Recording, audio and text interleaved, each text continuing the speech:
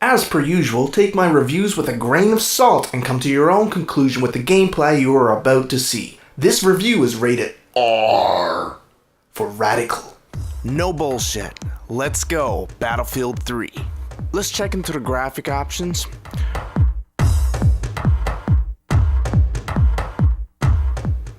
I like what I'm seeing right off the fucking hop. Now, can this old Betsy run this bitch? Let's find out. Keep in mind I have to run fraps while recording 1080p video.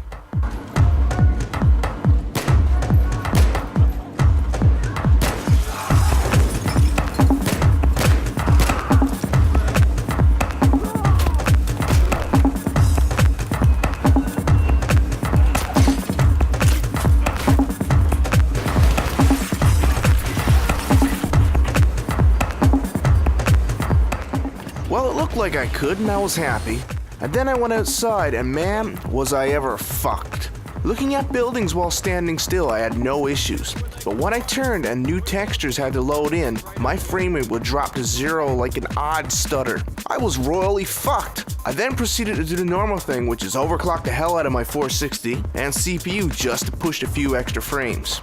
My GPU core was pushing 850 on air with the fan running at max and priority boostings to Battlefield 3.exe. Still no avail. I lowered all the settings to high and I still had this strange stutter. I looked at eVag at precision and my GPU was 100% constantly, while all 6 of my cores were at 50 to 60%. I'm some fucking glad this game is multi-threaded. I eventually accepted the fact that I could not play this game on bust and get 25 frames per second with fraps recording. As much as I'm pissed I can't play this game on bust, I'm glad my computer finally met its match and happy to finally have a game worthy of the new Crysis benchmark. Here's what I settled with at first. We'll get into that later.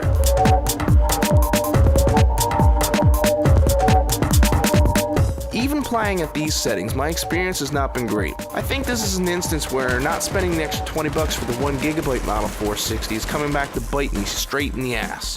However, graphics in this game are top notch. They decided to go with what made the movie Star Trek look great. Lots of lens flares, and they are everywhere. Perhaps this is a fad, we'll see.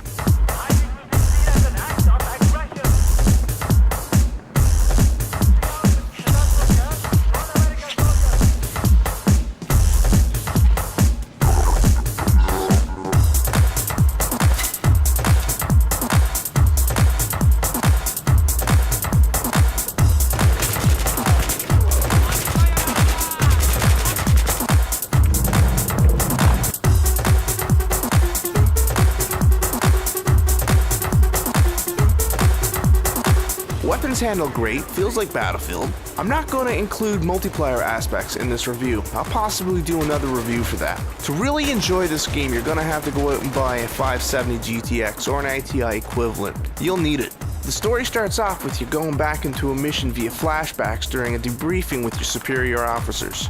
You'll find yourself bouncing back and forth between a debriefing and back into action. Sometimes this does seem a little scripted, but that's to be expected for the whole single player experience. Playing a little bit longer, I decided to solve that goddamn stuttering issue, and you know what I did? It was ambient occlusion. Once I turned it off, I could bring my graphics options back up. Thank the thunder in Jesus. And wow, fuck I hate EA. I really do, but what a fucking great looking game. Best I've seen at this point in my life. You're also going to notice this review is going to be a little bit longer than normal. Well, this was supposed to be episode 1 of season 3, so I just fucking want to show you guys this. This brings them cold chills down my spine. It's when you get in a jet the first time. I never experienced such a visual gasm like this ever. The rain, the water, just gorgeous. They even have little scratches in the glass in the cockpit. And add it with the lens flares, it's just beautiful. Just sit back and enjoy these fucking jet scenes. I never got to pilot the plane, but it looked so good I felt like I was there. Top-notch quality. About to have a really bad day.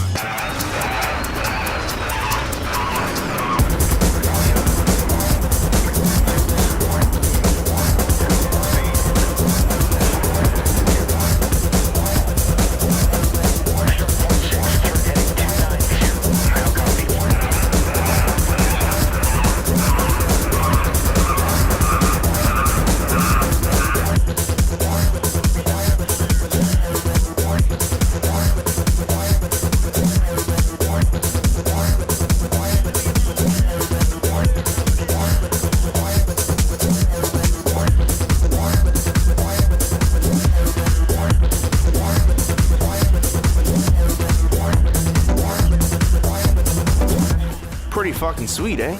There's a little more to this as well. It's probably a ripoff of Call of Duty, but what the hell, right? You'll find yourself dropping bombs in infrared mode. Same thing as Call of Duty. To be honest, it don't feel as polished as COD, but it's a nice added feature to this beautiful game.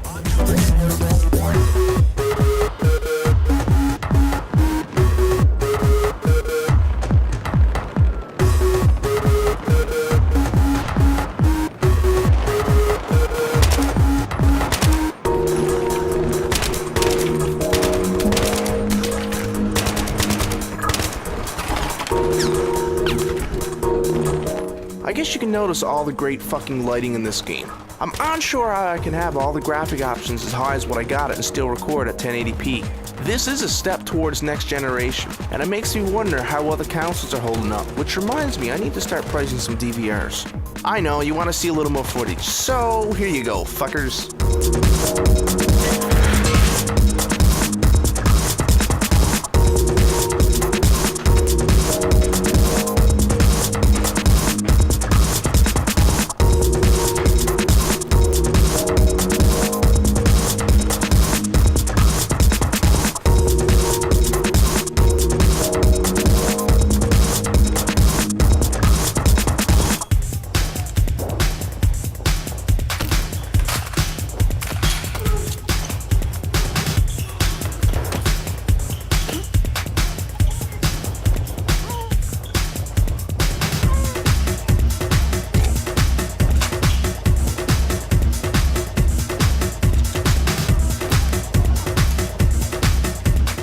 You'll get your run-of-the-mill weapons in game. You'll also get some mounted weapons. If you get sick of the lens flares from the lights, you may also shoot the fuckers out.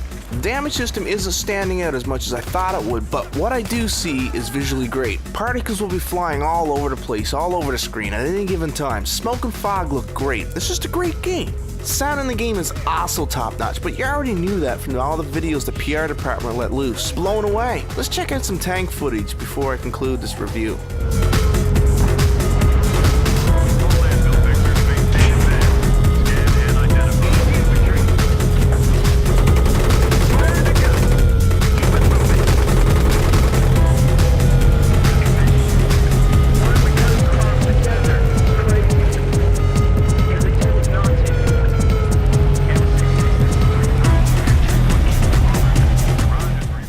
As I said, the game is good. It seems super polished minus a few bugs I've seen in the AI. It's fucking wonderful to get a game finally made for PC. All the lens flares add to the game something retarded. J.J. Abrams should be thanked for this. He was the director of the Star Trek film. However, we should also thank Video Copilot for creating these fuckers.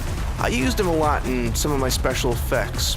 This game is solid, nothing more to say. It's a must-own for all people who want the most out of the PC. Again, as much as I hate to say it, EA really did create a gem here. Thanks for watching this video, and don't forget to favorite and share. And now I guess you know the next big game is going to be Modern Warfare 3, then Skyrim. Oh, and Batman Arkham City once it gets released on the PC. Anywho, enough talk, folks. DTR, communicate laters, bumwads. Arr.